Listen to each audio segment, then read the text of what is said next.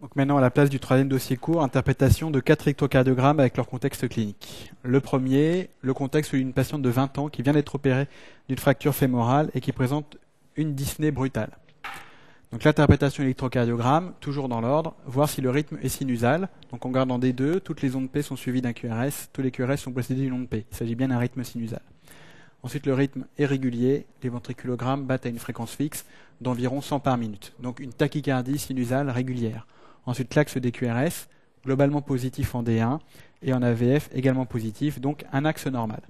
L'analyse des ondes P, en gardant des deux, elles ne sont pas trop hautes ni trop larges, il n'y a a priori pas d'hypertrophie auriculaire gauche ou droite, puisqu'elles sont également normales en V1.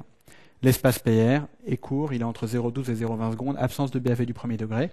Recherche de la présence d'une onde Q, on note une micro-onde Q isolée en D3, et on note également, dans le même ordre d'idée, une grande onde S en D1.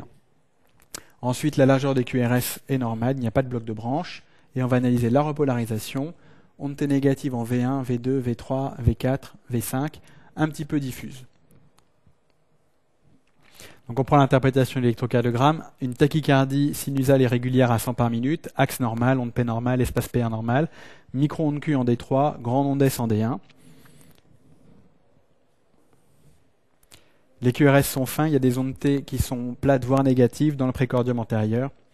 Donc toutes ces anomalies, tachycardie sinusale, onde T négative et présence d'un S1Q3, chez un patient qui vient d'être opéré en chirurgie orthopédique, doivent évoquer une embolie pulmonaire. Ce sont des signes de cœur pulmonaire aigu. Deuxième électrocardiogramme, réalisé systématiquement dans le cadre de la médecine du travail chez un patient strictement asymptomatique.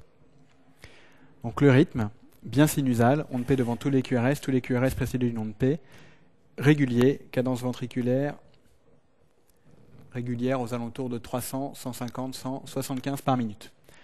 L'axe des QRS, globalement positif en D1 et en AVF, donc un axe normal. La morphologie des ondes P, normale en V1, normale en D2, donc onde P normale. L'espace PR entre 0,12 et 0,20, absence de BAV du premier degré. Présence d'une onde Q, il y a un rabotage des ondes R en V1, V2, sans vraiment parler d'onde Q.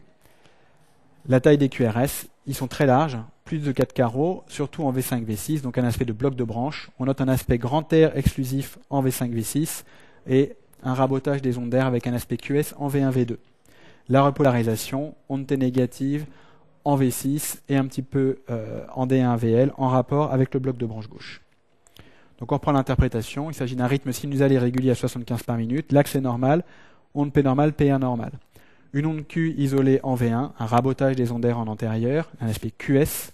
Les QRS sont larges, avec un aspect R exclusif en V5, V6, correspondant à un bloc de branche gauche complet avec des ondes T négatives en rapport. Lorsqu'on a un bloc de branche gauche complet, il y a toujours l'image en miroir qui est une onde Q en V1, V2 et qui fait qu'on ne peut pas interpréter un tableau de douleur thoracique chez un patient ayant un bloc de branche gauche complet. La repolarisation est modifiée. Donc bloc de branche gauche complet avec axe normal chez ce patient. Électrocardiogramme suivant, un patient de 80 ans qui consulte pour des vertiges. Donc le rythme, on va s'aider du tracé long qui se trouve en bas, le D de long. Une onde P avant le QRS, une onde P avant le QRS, une onde P non suivie d'un QRS. On ne peut pas parler de rythme sinusal. Le rythme est-il régulier ? Non, il y a un allongement de l'espace PR qui fait que les ventriculogrammes ne sont pas réguliers. Donc un rythme pas franchement sinusal, mais en tout cas irrégulier. L'axe des QRS, ils sont globalement positifs en D1, globalement négatifs en AVF, donc une déviation axiale gauche. Il faut rechercher un bloc de branche gauche ou une HVG, ce qui n'existe pas chez ce patient. Donc il n'y a pas de déviation axiale gauche secondaire à une cardiopathie gauche. Il s'agit donc d'un hémibloc antérieur gauche par une atteinte de l'hémibloc antérieur gauche du faisceau de His. Ensuite, les ondes P, lorsqu'elles conduisent, elles sont normales, en particulier en D2, il n'y a pas d'hypertrophie auriculaire gauche ou droite. L'espace PR, on voit qu'il a tendance à s'allonger de plus en plus, jusqu'à une onde P qui ne conduit pas. On repart ensuite sur une fréquence normale, allongement progressif du PR, puis une onde P qui ne conduit pas, allongement progressif du PR, puis une onde P qui ne conduit pas. Donc il s'agit d'un bloc auriculo-ventriculaire du deuxième degré, de type Mobitz 1, avec une période dite de Luciani-Wenkebach, puisqu'on voit qu'il y a une fréquence de 1, 2, 3 ondes P qui conduisent, pour une onde P qui ne conduit pas, et que cette fréquence se répète a priori à l'infini. Ensuite, la largeur des QRS est normale, il n'y a pas de bloc de branche. ni droit ni gauche, et l'analyse de leur repolarisation est sans particularité en dehors d'ondes T un peu plates en latéral. Donc on reprend l'interprétation de l'électro, un rythme presque sinusal, mais il y a un allongement du PR et une onde P bloquée, donc on ne peut pas dire qu'il est franchement sinusal. Il est par contre irrégulier. Déviation axiale gauche sans bloc de branche gauche et sans HVG, donc hémi-bloc antérieur gauche. L'onde P est normale, l'espace PR a un allongement progressif jusqu'à une onde P bloquée avec une fréquence qui se répète en 3 pour 1, une onde P bloquée toutes les 3 ondes P. Les QRS sont fins et il n'y a pas de franc trouble de leur polarisation. Il s'agit donc d'un BAV du deuxième degré de type Mobitz 1 avec une période de Luciani-Wenckebach en 3/1 environ avec hémi-bloc antérieur gauche. Donc toutes ces anomalies sont des anomalies qui peuvent expliquer des pertes de connaissance et qui peuvent justifier des explorations un peu plus poussées, comme l'exploration du faisceau de His avant la mise en place éventuelle d'un pacemaker. Dernier électrocardiogramme, post-opératoire d'une chirurgie valvulaire mitrale, un rétrécissement mitral calcifié serré avec une oreillette gauche très dilatée. Alors le rythme est-il sinusal? A priori non, toutes les ondes P ne sont pas suivies d'un QRS, il y a de nombreuses ondes P qui ne sont pas du tout suivies de ventriculogramme. Ici, on en trouve un. Ensuite, le rythme est-il régulier? On n'a pas de tracé long, donc on peut difficilement le dire, mais a priori oui. En tout cas, le rythme ventriculaire est très lent, parce que les ventriculogrammes battent à 300, 150, 100, 75, 60, 55, 50, 45, 40, 35 par minute environ. L'axe des QRS, positif en D1 et négatif en AVF, donc axe dévié à gauche. Il faut rechercher un bloc de branche gauche. On a un aspect R exclusif et élargissement des QRS en V5, V6, avec un aspect QS en antérieur. Il y a donc bien un bloc de branche gauche qui peut expliquer la déviation axiale gauche. On ne peut pas analyser l'espace PR étant donné que le rythme n'est pas sinusal. Est-ce qu'il y a une onde Q? Oui, en V1, V2, V3, mais il peut s'agir de l'image en miroir du bloc de branche gauche complet. Les QRS sont larges, il y a un bloc de branche. Grand R exclusif en V5, V6, QS en V1, V2, bloc de branche gauche complet. Et la repolarisation, les anomalies sont des ondes T négatives en latéral qui sont en rapport avec le bloc de branche.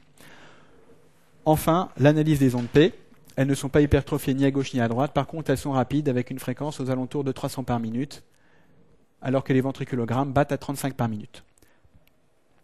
On reprend l'analyse de tous les composants de cet électrocardiogramme, donc rythme non sinusal et régulier, aux alentours de 20, 25, 30 par minute en ce qui concerne les ventriculogrammes, déviation axiale gauche en rapport avec un bloc de branche gauche, qui est complet,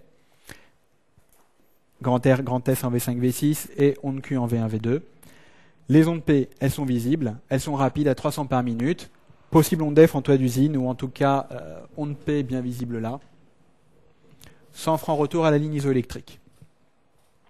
Donc lorsqu'on a des ondes P qui sont remplacées par des ondes F en toit d'usine battant 300 par minute sans retour à la ligne isoélectrique, on peut parler de troubles du rythme supraventriculaire régulier, comme le flotteur.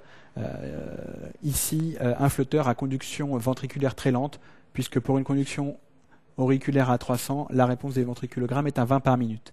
Comme les QRS sont larges et réguliers, le plus probable est chez ces patients une association d'un trouble du rythme supraventriculaire, le flotteur, et d'un trouble du rythme, des troubles de la conduction auriculo-ventriculaire, un BAV complet.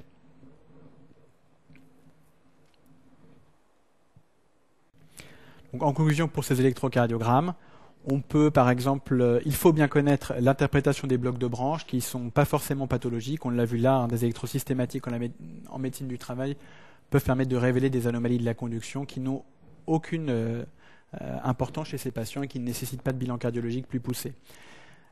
Le dernier électro 4, l'association d'un flotteur ou d'une tachycardie atriale et d'un bloc auriculo-ventriculaire, sont des électros qui sont classiques de voir chez les patients valvulaires mitraux, qui ont des oreillettes gauches très dilatées, des arythmies permanentes au niveau auriculaire, des calcifications importantes au niveau des tissus de conduction. Au décours de l'opération, il est fréquent qu'il y ait des lésions du faisceau de His dues au chirurgien. Et donc il y a ensuite une association de l'arythmie supraventriculaire et du trouble de la conduction. Donc ces patients sont justifiables, a priori, d'un pacemaker avec une seule sonde dans le ventricule, un fonctionnement en VVI, et il faut bien sûr les anticoaguler au long cours de manière efficace.